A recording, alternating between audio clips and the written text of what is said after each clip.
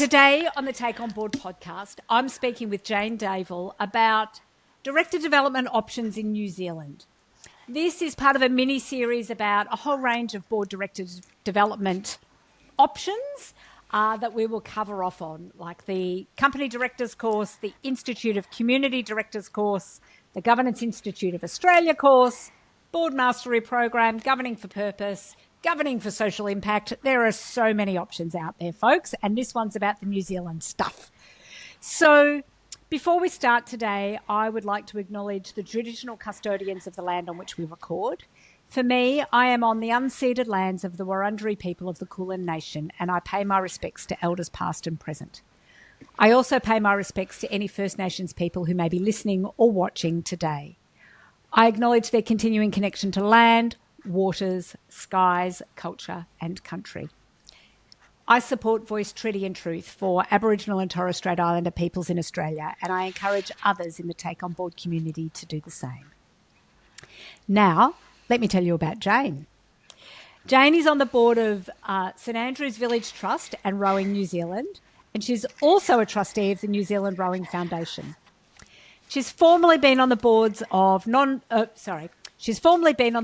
government and for-purpose organisations of varying sizes and sectors, but including the social service sector, property and construction, investment and arts and heritage. Jane has been serving on boards for almost a decade and enjoys the challenges and the variety of the boardroom, different organisations, different people and different sectors. The variety of board work keeps her interested and engaged. Before getting into governance, Jane held senior executive roles across a number of service industries: banking and finance, health, entertainment and telecommunications. She's a member of the Institute of Directors in New Zealand, the Australian Institute of Company Directors and Women on Boards Australia. So Jane, welcome back to the Take On Board podcast. Thank you. It's lovely to be here, Helia. So good to have you back again. We had you on, we were just talking about this off air about 4 years ago, I think. We'll make sure we put a link to that one in the show notes. So for today, before we dig into these PD options, professional development options of New Zealand, as always, I want to dig a little bit deeper about you. Can you tell me a story about young Jane that tells us a bit about how you got to where you are today? Oh, thanks, Helia. Yes, I think for me, our family lived in 3 different countries within a 4-year time period, and that experience forced me to interact with and adjust to different school systems and also to make new friends in new places. And I think particularly for me, when we were newly arrived in Australia as a family, navigating my own way across Melbourne and taking 4 trams to and from school each day taught me a lot about independence and being resilient. The Melbourne tram system that confuddles so many people. My gosh, 4 trams you had to get. Where were you going from where to where?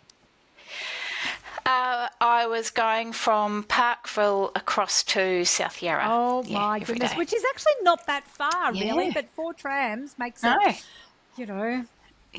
Okay. Yeah. All right. Yeah. So that tells us a little bit about, resilience, open to change. I mean, it was interesting in your bio, you love the variety of board work. And it sounds like there was a bit of variety in terms of your growing up years. So maybe there's a connection there as well. Yeah. Yeah, I absolutely think so. Yes. Okay. Well, look, let's dive on into the conversation for today. As I said at the top of the episode, we are doing a mini-series about board director development. This came from a conversation in the Facebook group, the Take On Board Facebook group about it, and you very kindly jumped on in, and I'm like, great, Jane, let's get you on the podcast again to talk about what the options are in New Zealand. Although having said that, if some of these New Zealand options are delivered online, then of course they're open to anybody in the world. So you don't have to be in New Zealand to participate in some of these, just like for some of the Australian programs, you don't have to be in Australia to participate either. So, Jane, what's the lay of the land in New Zealand in relation to board development? I think what I discovered, Helia, is that there's a really wide range of options available, which is great, right? So, and they range from the company directors course that the Institute of Directors in New Zealand runs to community-based organisations who put out high-quality governance training at very affordable prices, and some governance training is available at absolutely no cost at all. Right. That's Yeah. always good to remember, I So, think, for no matter where you are, folks, whether you're in Australia or New Zealand or somewhere else in the world, there are often a range of options free of charge by all sorts of, I don't know, community legal centres or for-purpose organisations and so on. So it's a really good reminder. So I think, and as you alluded to earlier, Helia, there's a wide range of learning opportunities in the governance space, and a number of them are either online or they're hybrid, in person and online, right? And so everyone should be able to find options that suit their needs and their own timetable, in my view. And there's a whole bunch, and I'm just going to include a few names of providers, and some of these are local, but people will be able to find their local equivalent. They'll be able to get an idea of the level. So there are entities such as Community Governance Aotearoa, right? And they have a very wide range of governance resources. They put out a good governance code, and they provide learning and training opportunities. Obviously, they're nationwide, so they're a significant provider. Sometimes they do some in conjunction with the Institute of Directors in New Zealand as well. There's an outfit called TechSoup New Zealand. They're an international organisation. They provide free or low-cost webinars for charities and not-for-profits on tech-related matters, including governance and oversight. So they are some examples. There are regional and community development entities, such as one's called Auckland North Community and Development. Their aim is to inform and inspire people and focus on providing affordable governance training for community and for purpose groups. There's also larger entities like Better Boards, the Chartered Governance Institute, and these are all very familiar to us because often they operate on both sides of the Tasman, right? And the other ones I really want to call out are government entities, right? Because they're often forgotten about. There's charity services. There's XRB, and they often provide free webinars or updates on legislation and so forth on their own websites. They often run little webinars, and it's really worthwhile going to see their websites and having a look at what's available. And then the other big one that I think is often forgotten is sector-specific options. So, Sport New Zealand, they have an amazing program that's highly regarded, including outside of the sector. They have a 101 e-learning training, and it's designed to help the governors of a wide range of sporting entities. They update it regularly, and it's very good quality. And then there's also the software portal providers, right? So, and that's a bit newer, like the likes of Board Pro, Diligent Board Books. Again, they often have a range of training in partnership with other providers through their platform. So don't forget them. And then the other obvious ones are all of the AICD webinars. They're all available from here. So, and people sometimes forget that, but actually you can access them either side of the Tasman. And then the other one I think some people forget is a mentoring program is a form of professional development, right? At a governance level. So the Institute of Directors in New Zealand runs a mentoring for diversity program annually, and I know that the AICD does some similar or equivalent mentoring programs. So don't forget to look out for those because they're on more of a one-on-one basis, but that is still amazing professional development. And there's another one that's run by Community Governance Aotearoa. So sometimes they put programs out there as well. So I think, that's a really wide range. And when I was thinking about what's available, I thought 3 questions spring to mind in terms of when you're looking at what professional development you might do. Mm-hmm. The first one is, what is directly applicable to the organisation that you're on the board of, or one of the organisations that you're on the board of? The other one is, what are the areas or topics that you have a particular interest in that could also be relevant to one or more of the organisations you're on the board of?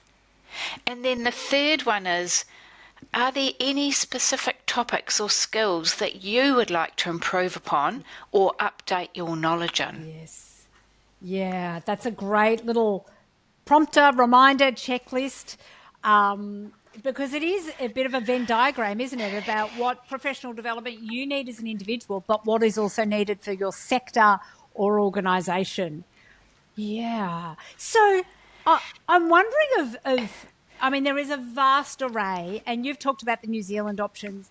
There's a similar vast array in Australia, and some of those operate both in Australia and New Zealand and beyond, and some just on one side of the ditch, but accessible to others through the powers of the wonderful technology we are using to record this podcast today. So I'm wondering, what are some of the ones that you've done, and what's the value that you've found from them? Yes, well, I've done one of the newer courses recently, and that is the Institute of Directors in New Zealand. They've come out with a Climate Change Governance Essentials course, and it's quite new. It's fully online, and it's got a virtual interactive session at the end.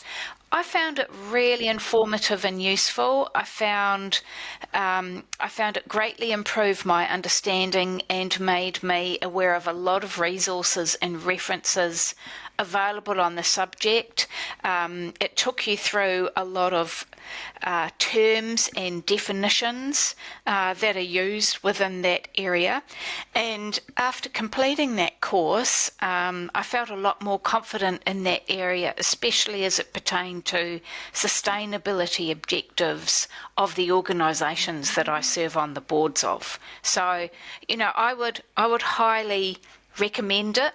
It's very flexible because you can do it online in your own time and at your own pace, pretty much. So I would really rate that one, and it's quite new. As I said, I did the company directors course before I had served on a board. So I had interacted with boards, but I had no direct board experience. And I think in hindsight, I would have had quite a different experience if I'd had some board experience first. It is one of the things I get asked all the time, and my advice to people is somewhat contradictory, because I get asked, will it help me to get on a board? Yes, it will. But will you get more from it if you hold back until you've been in the boardroom? Yes, you will.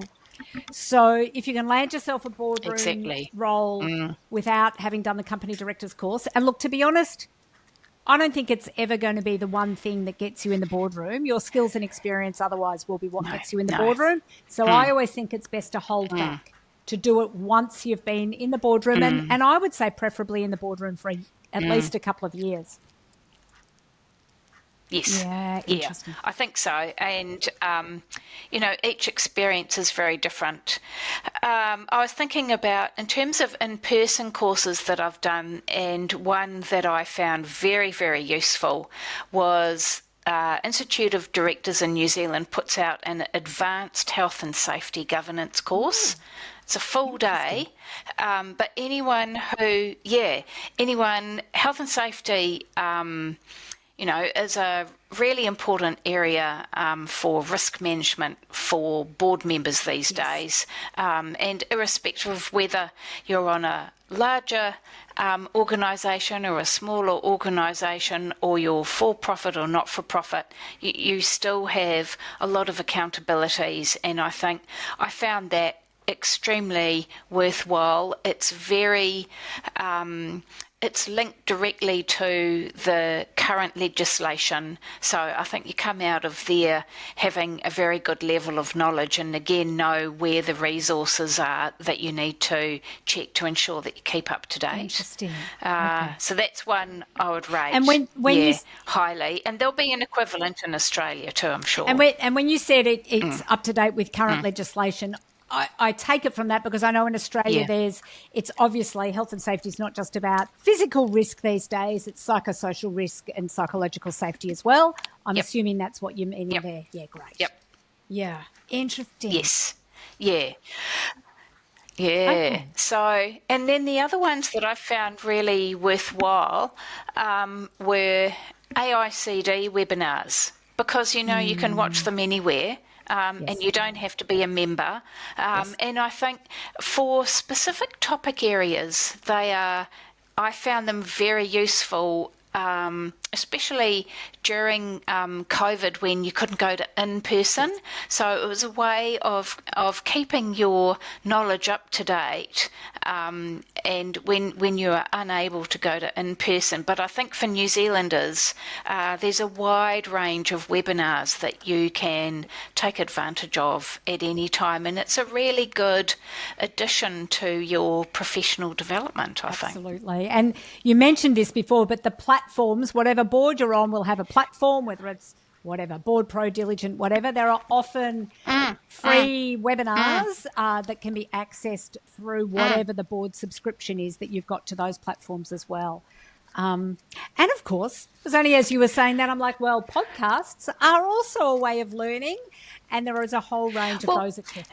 Yeah, I think so. And I think it's also having that variety. But I think those three questions, they could be a good place to start in terms of when you're first thinking about it, because otherwise it's quite easy to get overwhelmed because there's an awful lot of choice. Totally. Yeah, I think that's right. And just doing what's right for you at the moment. I mean, I would say director development is never done. It is an ongoing process, and people, I think, should be thinking about if you're a member of the Institute of Directors or the Australian Institute of Company Directors, you need to do your points every year. But even if you're not a member, it is good practice to do some sort of ongoing development. And it might, inverted commas, just be listening to a podcast. It might be tuning into webinars. It might be doing a more formal program. But you need to do something to keep your thinking fresh and alive. I think it's essential, and I think the concept of continuous learning is one that applies, to board members. It's the opposite of a set and forget, and I think even series such as the Essential Director Updates from AICD, even if you just do that and some podcasts, you're still updating your knowledge and you're learning. Ideally right through the year. And I think your board and you benefit from that, and also your board should ultimately benefit from that. And I've got 2 takeaway tips. Oh, okay. For people that might be helpful. Great. Well, let's go there. When they're thinking about that. So we're all busy, right? And it's tempting to put professional development off. However, keeping current as a board member is really important. It makes you a more valuable board member, and it enables you to contribute more fully to the governance discussions and decisions that you're part of. And then my final point is there's a really wide range of training and learning options available, which I hope we've been able to demonstrate today. And some are at little or no cost. So it doesn't have to be difficult or expensive. Yes, absolutely. They are excellent takeaway tips, Jane. We will make sure, if it's okay, I might get you to send me that shopping list of all the organisations you've talked about, and we will make sure there is a list of those in the show notes so people can dig in from wherever you are in the world.